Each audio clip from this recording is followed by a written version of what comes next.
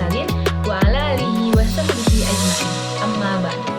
Pertama-tama, marilah kita panjatkan puji beserta syukur kehadirat Allah Subhanahu wa taala sehingga kita semua masih dapat menjalankan aktivitas sehari-hari. Perkenalkan, nama saya Safrenda Aulia Kamal dari kelas 11 IPA 6 absen 31 SMA Negeri 1 Tasikmalaya akan menjelaskan salah satu materi bahasa Indonesia yaitu tentang karya ilmiah untuk memenuhi tugas bahasa Indonesia. Selamat menyaksikan. Yang pertama, pengertian karya ilmiah. Apa itu karya ilmiah? Karya ilmiah adalah tulisan yang berisi tentang fenomena atau peristiwa yang ditulis berdasarkan kenyataan. Yang kedua, ciri-ciri karya ilmiah.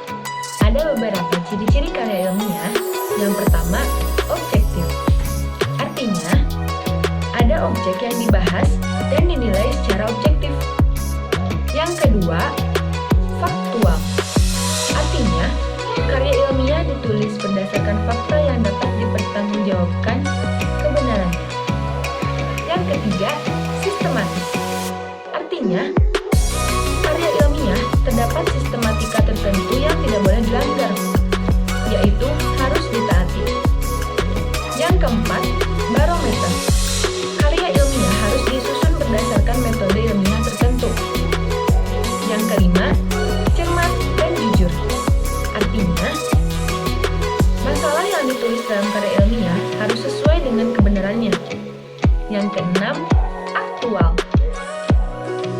Artinya, tema yang diangkat membahas hal yang terbaru atau memiliki sifat kekinian.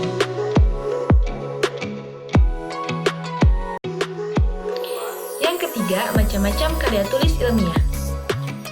Apa saja ya macam-macam karya tulis ilmiah?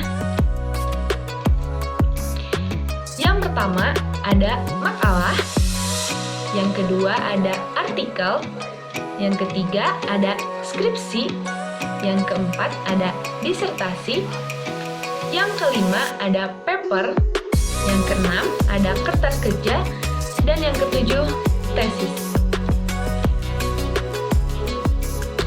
Yang ketiga, struktur karya ilmiah. Ada 7 struktur karya ilmiah. Yang pertama, kerangka teoritis.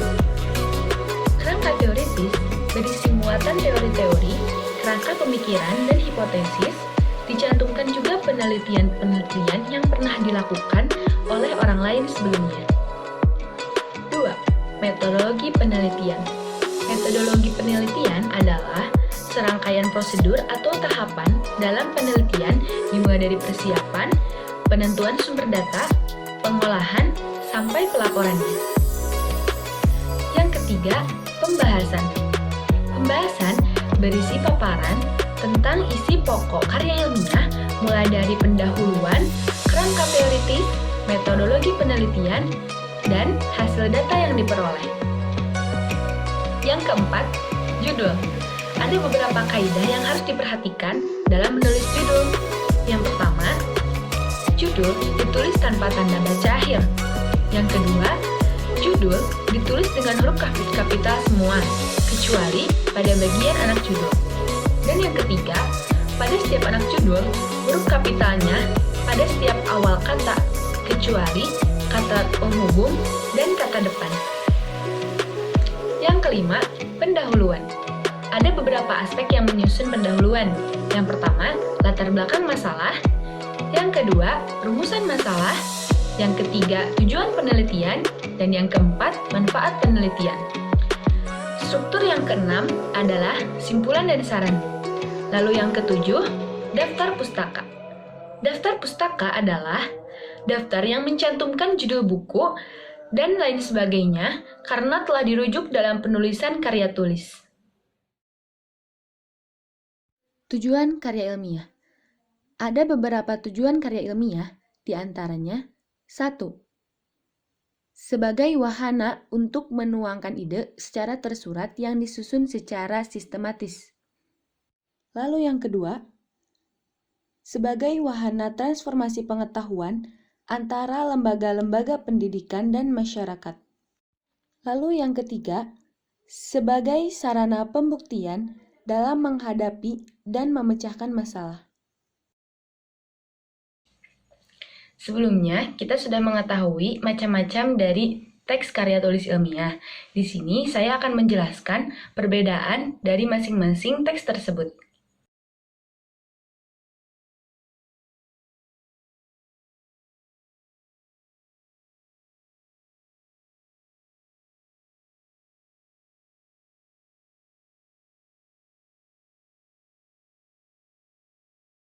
Bahwa karya ilmiah adalah tulisan yang membahas ilmu pengetahuan yang disusun secara sistematis dengan menggunakan bahasa yang baik dan benar.